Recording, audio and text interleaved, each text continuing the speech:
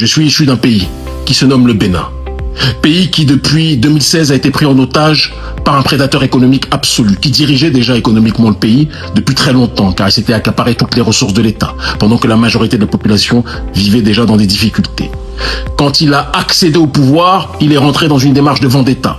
N'oubliez pas que lui-même avait subi et vécu un mandat d'arrêt international en octobre 2012. Mesdames et messieurs, bienvenue sur cette édition spéciale. Abonnez-vous pour suivre l'essentiel de l'actu 360. Le sujet du jour est grave et va vous surprendre. Que la paix, dans la mesure du possible, soit sur chacun d'entre vous. Mandat d'arrêt international. Mandat d'arrêt international. Quelle erreur stratégique, monumentale et fondamentale du camp néocolonial, qui, encore une fois, a visiblement quelques coups de retard, pensant naïvement que leur mandat d'arrêt aura une incidence sur ma personne, comme si nous n'avions pas déjà pris depuis un certain temps nos précautions dans ce combat géopolitique que nous menons contre les esclaves dociles de la plantation néocoloniale, néolibérale. Alors, il est important déjà de contextualiser la situation, sans quoi personne ne comprendra de quoi il en retourne.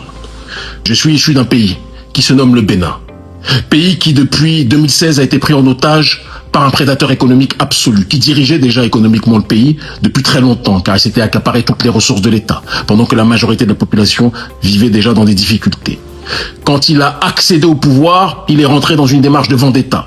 N'oubliez pas que lui-même avait subi et vécu un mandat d'arrêt international en octobre 2012 pour tentative de coup d'État contre le président de l'époque, Yahya Boni, d'accord, et tentative d'empoisonnement et d'assassinat contre ce même président.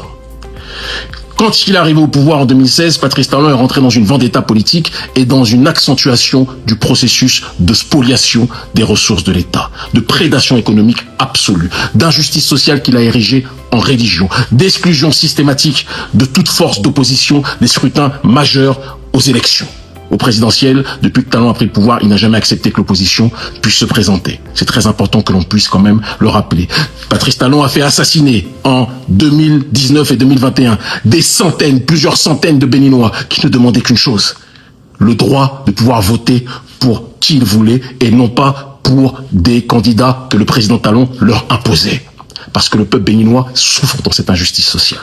Alors Talon, un petit peu comme le dirigeant d'une boîte, c'est d'ailleurs comme ça qu'il fonctionne avec son pays, c'est quelqu'un qui présente une belle vitrine à l'extérieur, pendant qu'à l'intérieur, il persécute ses employés. Un petit peu comme les employés des grandes multinationales occidentales, qui sont souvent des Philippins ou des Africains ou des gens qui vivent dans une précarité extrême, et à l'extérieur, on vous vend des beaux produits, on vous dit que tout va bien. C'est exactement la même chose avec le Bénin.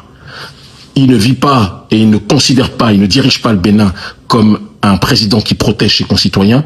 Il dirige le Bénin en voyant la population comme ses sujets, d'accord, ses soumis, qui doivent faire ce qu'il dit, se taire, sans quoi ils seront assassinés ou incarcérés en masse, comme c'est le cas depuis sa prise de pouvoir, ou poussés à l'exil. C'est la réalité des faits et vous et moi le savons. Talon, en plus de tout ce que je viens d'énoncer, a fait récemment un coup d'État constitutionnel. Il a violé la Constitution, même s'il a payé les hautes juridictions pour qu'elles présentent un semblant de légalité à son coup d'État constitutionnel, en créant un Sénat sans référendum composé de gens non élus, qu'il va diriger, soit par un prête-nom, soit directement, et qui lui permettra de diriger comme une sorte d'ayatollah néocolonial, ayatollah de la France-Afrique, à la tête du Bénin. Il dirigera le prochain président et il dirigera l'Assemblée nationale via son poste au Sénat. Il a prolongé le mandat électif de ses pions, sans l'aval de la population. Et il accentue le processus plus que jamais d'injustice sociale en étant désormais dans une logique de, comment dirais-je, d'expression ostentatoire de leur richesse pendant que la majorité de la population vit dans la précarité économique, la précarité sociale et la précarité politique. Il a interdit les manifestations de la population. Plus de manifestations syndicales ne sont autorisées, sauf quelques-unes par exception si elles sont dirigées par des gens du camp Talon. Et vous pensez que quand vous agissez de cette façon, depuis bientôt 10 ans, qu'est-ce qui va se passer au sein de la population? Il y a un proverbe qui dit que celui qui engendre un coup d'État constitutionnel connaîtra en récolte un coup d'État militaire. C'est exactement ce qui s'est passé le 7 décembre. Vous avez poussé, président Talon, le bouchon beaucoup trop loin. Parce que vous pensez que comme vous terrorisez beaucoup de Béninois, tous les Béninois allaient se taire. Mais non. On l'a vu dans les groupes WhatsApp. Utilisation record de WhatsApp le matin 7 décembre du coup d'État. La majorité des Béninois pleurait à chaudes larmes de joie, et vous le savez, du coup d'État qu'il pensait réussir. Et lorsque Emmanuel Macron vous a sauvé en vous tirant par le caleçon, votre maître, ce même Macron que nous combattons, que nous avons réussi à chasser de différents endroits et que nous chasserons du Bénin prochainement, c'est une promesse que je vous fais en même temps qu'on vous chassera vous, ce Macron, en vous sauvant, a fait en sorte que justement l'opération de restauration de l'État qui a été opérée par le militaire, le colonel Tigri, a échoué. Mais je vous l'ai dit lors de ma dernière allocution, que si vous ne vous remettez pas en question, si vous ne rentrez pas dans une logique d'introspection, si vous ne convoquez pas des assises nationales, parce que quand tant de gens dans votre pays sont en colère vis-à-vis de vous, on arrive à vous haïr face à l'injustice sociale qui est devenue une religion que vous appliquez au Bénin. L'injustice sociale, tous les privilèges pour votre petite caste qui vit la vie de rêve au Bénin, à Cotonou, qui vit une vie de Miami, comme ils aiment le dire dans les réseaux sociaux, pendant que la majorité de la population, elle, n'arrive pas à joindre les deux bouts.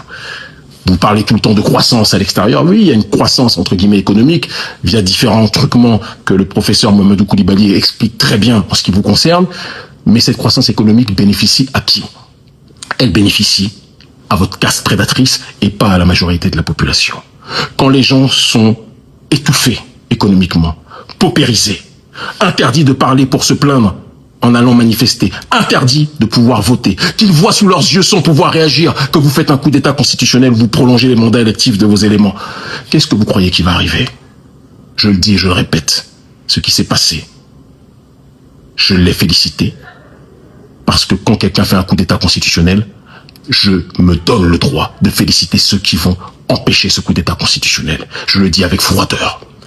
Soit on empêche les coups d'état constitutionnels, soit on ne pourra pas empêcher la répétition. Et c'est ce qui va se passer.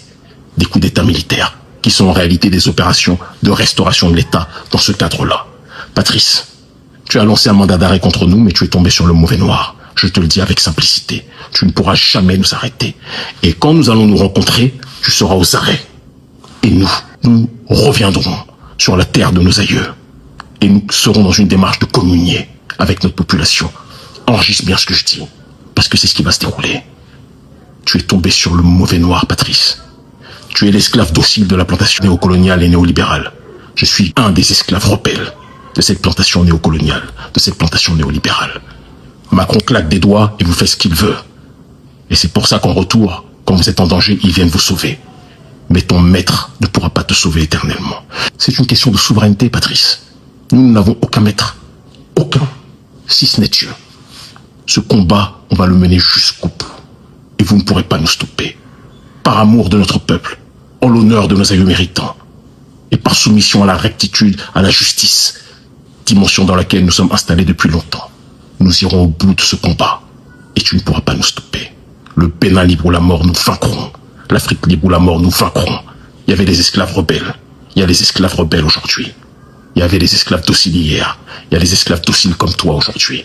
Nous verrons, à la fin, qui va gagner ce combat. À très vite.